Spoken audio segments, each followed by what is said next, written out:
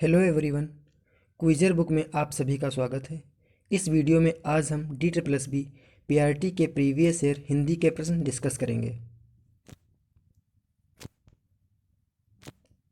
नीचे दिए गए गद्यांश को पढ़कर पूछे गए प्रश्नों के उत्तर दीजिए। प्रश्न 1 से 5 तक गद्यांश से संबंधित हैं।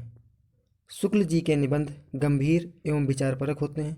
उनमें सूत्रबद्धता एवं व्यवस्थित केंद्रोन्मुखता होती है। मनोविकारों की परिभाषा करना कठिन होता है, किंतु शुक्ल जी प्रायः निबंध का प्रारंभ परिभाषा से करते हैं। यहाँ उनका कोशकार रूप सामने आता है। वे कई सूत्र एक वाक्य में प्रस्तुत कर देते हैं और फिर उसकी व्याख्या में प्रवृत्त होते हैं। व्याख्या करके वे आवश्यकतानुसार सामान्य जीवन खंड से कोई दृष्टांत भी प्रस्तुत कर देते हैं। इससे निबंध का वह सूत्र हृदयंगम हो जाता है। आइए इस गद्यांश से संबंधित प्रश्न देखते हैं। प्रश्न संख्या 1। शुक्ल जी निबंधों का प्रारंभ प्रायः किससे करते हैं? परिभाषा से, मंगलाचरण से, सिद्धांत स्थापना से, व्याख्या से। इस प्रश्न का उत्तर गद्यांश में देखते हैं।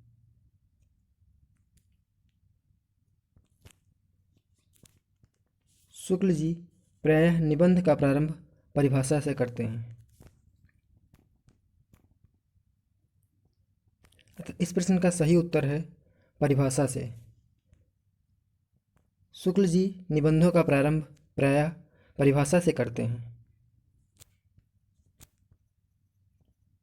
प्रश्न संख्या 2। कोशकार रूप का आशय है? इतिहासकार, शब्दकोशकार, समाजशास्त्री, खजांची। इस प्रश्न का उत्तर भी गद्यांश में देखते हैं।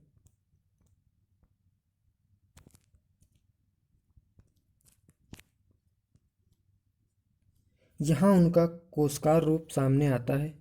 वे कई सूत्र एक वाक्य में प्रस्तुत कर देते हैं और फिर उसकी व्याख्या में प्रवृत्त होते हैं। इस लाइन का भाव है कि शुक्ल जी शब्दों का संग्रह अच्छी तरह करते हैं और फिर उसका अर्थ बताते हैं, इसलिए उनका कोशकार रूप एक शब्द कोशकार का है।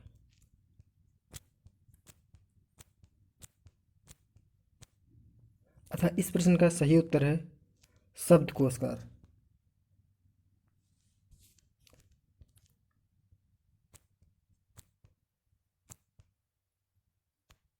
प्रश्न संख्या 3। हृदयंगम हो जाता है का अर्थ है? समझने की जरूरत नहीं पड़ती, नहीं समझ में आता, अच्छी तरह से समझ में आ जाता है, मुश्किल से समझ में आता है। इस प्रश्न का उत्तर भी गद्यांश में देखते हैं।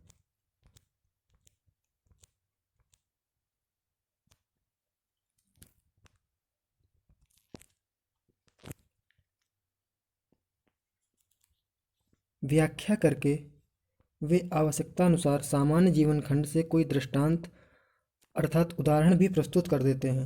इससे निबंध का वह सूत्र हृदयंगम हो जाता है। शुक्ल जी व्याख्या करके आवश्यकतानुसार सामान्य जीवन खंड से कोई उदाहरण प्रस्तुत कर देते हैं, जिससे निबंध का वह सूत्र हृदयंगम अर्थात अच्छी तरह समझ में आ जाता है। यहाँ हृदयंगम का अर्थ है अच्छी तरह समझ में आना।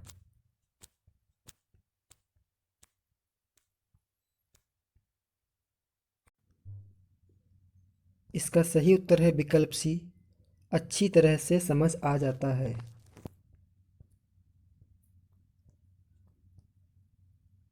प्रश्न संख्या 4। शुक्ल जी के निबंधों की विशेषता नहीं है? ए व्यक्तिपरकता, बी गंभीरता, सी विचारपरकता, डी सूत्रबद्धता।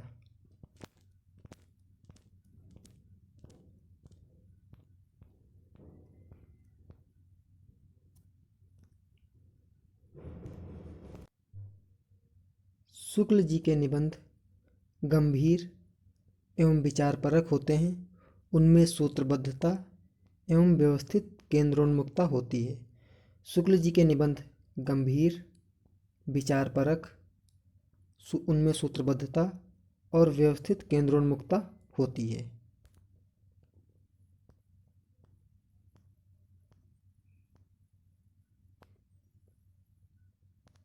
इसका सही उत्तर है विकल्प ए, व्यक्तिपरकता। व्यक्तिपरकता शुक्ल जी के निबंधों की विशेषता नहीं है, जबकि गंभीरता, विचारपरकता, सूत्रबद्धता उनके निबंधों की विशेषता है। प्रश्न संख्या 5, दृष्टांत का अर्थ है। ए दृश्य, बी उदाहरण, सी कथा, डी व्याख्या। यह प्रश्न भी गद्यांश से संबंधित है। आइए इस प्रश्न का उत्तर भी गद्यांश में देखते हैं।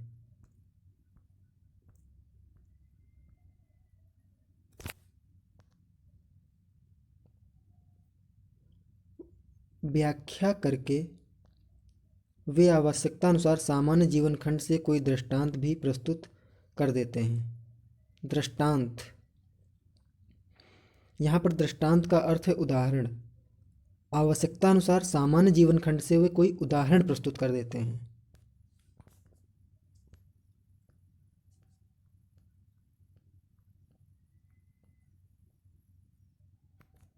अतः इस प्रश्न का सही उत्तर है विकल्प बी, उदाहरण।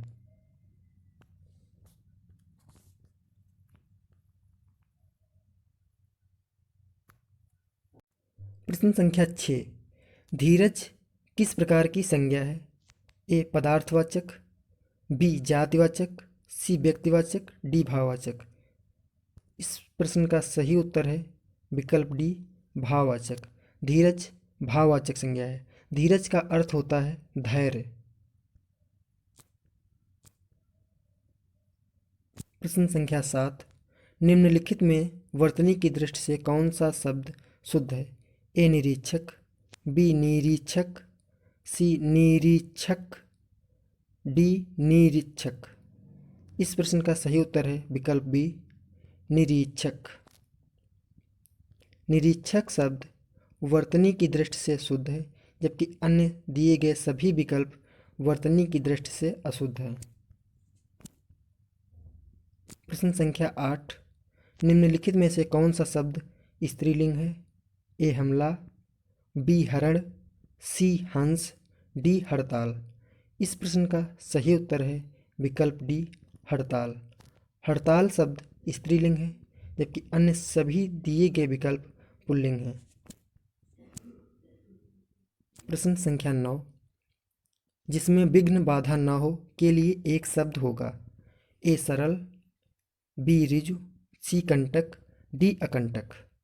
इस प्रश्न का सही उत्तर है विकल्प डी, अकंटक। जिसमें विघ्न बाधा न हो के लिए एक शब्द अकंटक होगा। सरल का अर्थ होता है सीधा। जो सच्चा एवं ईमानदार हो उसके लिए एक शब्द ऋजु। जिसमें विघ्न बाधा हो के लिए एक शब्द कंटक होता है। प्रश्न संख्या 10, बेकाम में कौन सा समास है। ए अव्ययी भाव, बी द्विगु, सी तत्पुरुष, डी द्वंद्व। इस प्रश्न का सही उत्तर है विकल्प ए, अव्ययी भाव। बेकाम में बे उपसर्ग है, क्योंकि उपसर्ग भी अव्यय होते हैं, इसलिए बेकाम में अव्ययी भाव समास होगा। अव्ययी भाव समास में प्रथम पद अव्यय होता है और उसका अर्थ प्रधान होता है। प्रश्न संख्या 11, आगामी का विलोम होगा। ए विगत, बी प्रगामी, सी आगत, डी भावी। इस प्रश्न का सही उत्तर है विकल्प ए, विगत। आगामी शब्द का अर्थ है आने वाला, जबकि विगत शब्द का अर्थ है बीता हुआ। प्रश्न संख्या 12, निम्नलिखित में से कौन सा शब्द तद्भव है। ए डाकिनी, बी दाह, सी दृष्टि, डी ढाई। इस प्रश्न का सही उत्तर है विकल्प डी, ढाई। ढाई शब्द तद्भव है, जबकि अन्य दिए गए सभी विकल्प तत्सम शब्द हैं। प्रश्न संख्या 13, अश्व का पर्यायवाची नहीं है। ए तुरंग, बी है, सी वारी, डी वाज। इसका सही उत्तर है ऑप्शन सी, वार। वार शब्द का अर्थ है पानी, इसलिए यह अश्व का पर्यायवाची नहीं है, जबकि अन्य सभी विकल्प तुरंग, है, वाज अश्व के पर्यायवाची हैं।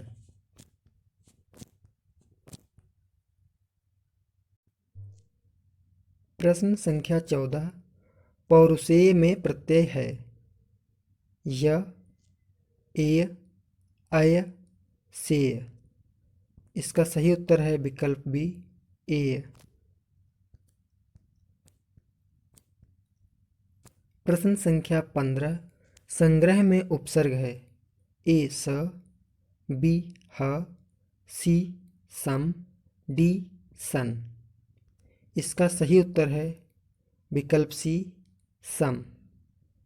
संग्रह सम उपसर्ग और ग्रह मूल धातु से मिलकर बना है।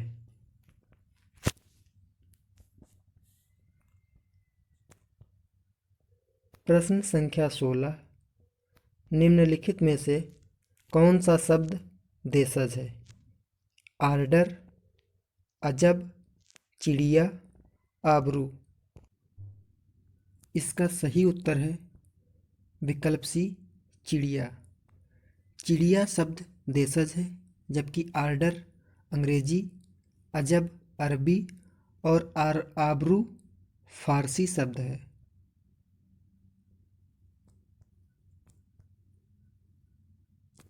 प्रश्न संख्या 17 निम्नलिखित में से तत्सम शब्द कौन सा है?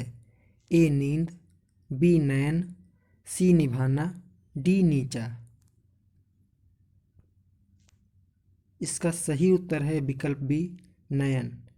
नयन शब्द तत्सम है जबकि अन्य सभी विकल्प तद्भव शब्द हैं।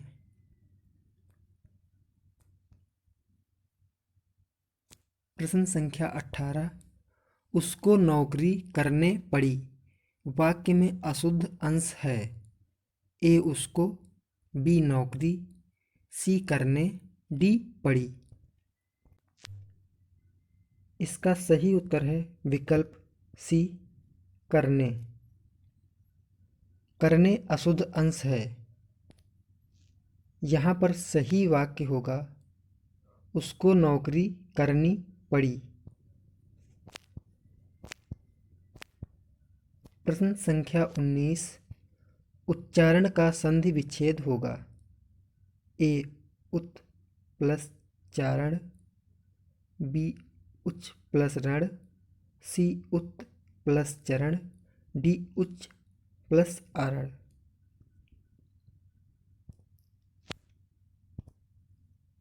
इसका सही उत्तर है विकल्प ए उत प्लस चारण।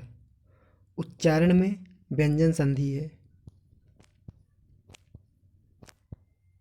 प्रश्न संख्या 20 पुराना किस प्रकार का विशेषण है? ए संख्यावाचक, बी गुणवाचक, सी भाववाचक, डी परिमाणवाचक। पुराना किसी संज्ञा या सर्वनाम का गुण होता है इसलिए पुराना गुणवाचक विशेषण होगा। इस प्रश्न का सही उत्तर है विकल्प बी गुणवाचक।